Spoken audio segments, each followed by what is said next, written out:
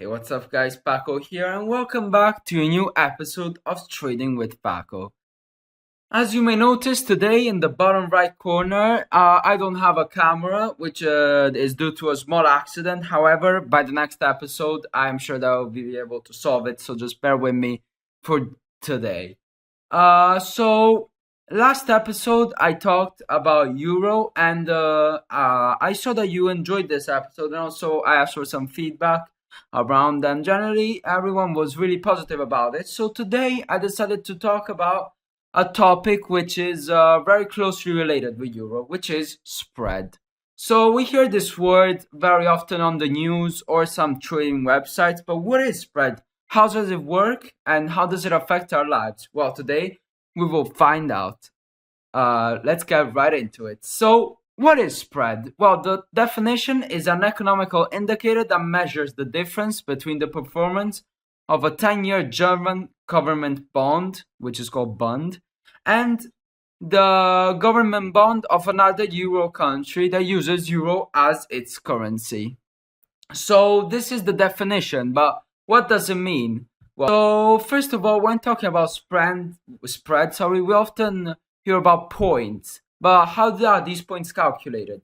Well, so I will make up a small example with made-up numbers, which are not reality, but it's just to explain this better. So imagine that the German 10-year bond is performing at 1%, and the French 10-year bond is performing at 5%. To calculate the spread, you will subtract the German bond from the French bond and find out that the spread is of 4% or 400 points. You just multiply by 100. This means that the French bond in this case will pay you 4 times more than what the German bond does to whoever has the bond. So investor, bank, or just a single person. So why is Germany the benchmark though for calculating spread? Well, this is because Germany has the largest national economy in Europe, and it's the largest economy which uses euro as its currency. So every other country in Europe that uses euro will have to, subtract from Germany to find out its spread. So now let's look at this graph. France, this is the spread between Germany and Italy. As you can see, the spread is the red arrow, which is the difference, between the Italian national bond and the German national bond. The more the distance increases between the two bonds, higher is the spread. The lower the distance, less is the spread.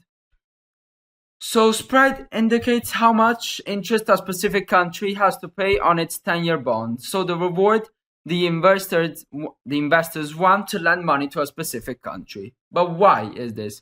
So this is because if a country has a strong economy like Germany, they will receive a small amount of interest as there is a very, very low risk that something might go wrong. The government is stable, the economy is stable too, so the interest is very low. However, if the country isn't as stable as Germany, so for example Italy, the government will have to pay higher interest on their bonds, as whoever actually lends the money to Germany and gets the bond, lends the money to the government and gets the bond, is risking more than what they would risk if they would actually lend the money to a country with a stronger economy like Germany. So this is very simple. It's higher risk, higher reward. If you're risking more, of course, you will want a higher reward. If you are risking less by investing in a country, the bond of a country with a more stable economy, of course, the reward will be lower.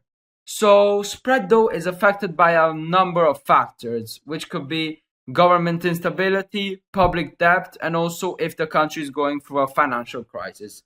But in general, anything that makes a country economically unstable would affect the spread in a negative way. So, for example, in real life, in 2012, Italy had a government crisis and there was a high instability, meaning that the spread skyrocketed to 7%. It almost doubled from the year earlier. And then again, it started decreasing as the Italian economy started growing again and the government became more stable. In fact, in 2016, the spread was of 1% compared to the German bond, of course. So, as you can see from this graph, there was a very high increase in spread in 2012 because, as I said earlier, just contextualizing, when somebody actually lent the money to Italy during 2012, as the government was very unstable, there was actually a very high risk that something might go wrong. So, of course, anyone who invested wanted, of course, higher interests. And then in 2016, when the economy started recovering, and so was the government, the risk was lower. So Italy had to pay lower interest to whoever was investing in their bonds. So from this graph, you might get the impression that the rise of spread is positive for any investor who actually wants to invest, because of course they could sell their bonds for higher price. However, remember that a rise in spread does increase the value of a bond, but it also means that the specific country is not economically stable, meaning that investing in their bonds is more dangerous and they are harder to sell on the market. Of course, the interest is a lot higher, but the risk factor is always higher. So as I said, it's always on high risk, high reward for spread. Another example, like Italy in 2012, was Greece around the same period of time. Their spread also drastically increased in a short period of time, meaning that also their public debt increased, because of course everything is related. When the public debt increases, also the spread is affected negatively. So in Europe, many countries have suffered economically because now they're all connected, but they all have to compare themselves to the strongest economy of them all, which is, of course, Germany. Going back to Italy, the spread till now is very stable, and it's very similar to what it was 20 years ago in 2002, when we actually started using the euro currency. Because if you want to know more about the euro currency, its birth, and how it works, I suggest to you my previous video that you can find on the channel. This will give you information on what euro is, how the currency works, and its history, which is always very interesting and very useful when trying to understand how spread is and how it works. I hope you enjoyed this video talking about a very important topic nowadays, as it's talked a lot on the news, and we hear this word spread a lot everywhere around us, and I don't think that many understand what it is and how it works. Me, in the first place,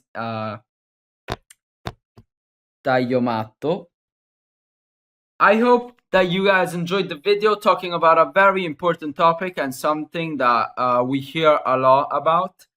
So if you did enjoy the video, feel free to drop a like, subscribe, and if you didn't enjoy it, you can leave a comment giving some feedback. I always read the comments and I also answer, so if you have any feedback for me whatsoever, feel free to let me know. I'm always open to suggestions, as you know, as I know that I can improve a lot. As I said, I hope that you enjoyed the video. See you next time with weekly uploads on the world of economy and finance. Enjoy your week. Bye bye.